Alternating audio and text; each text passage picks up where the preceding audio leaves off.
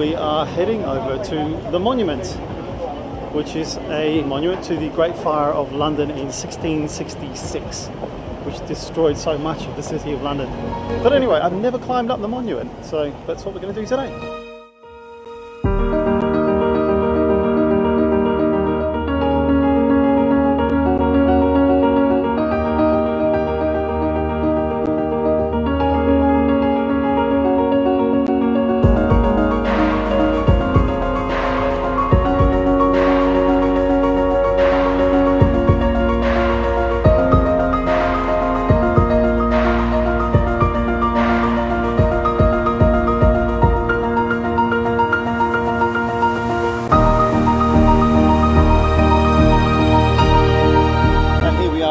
Top of the monument to the Great Fire of London, 311 steps later.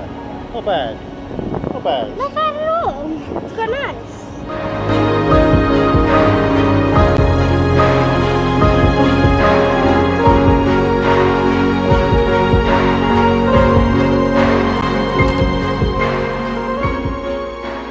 Bit of time in Covent Garden.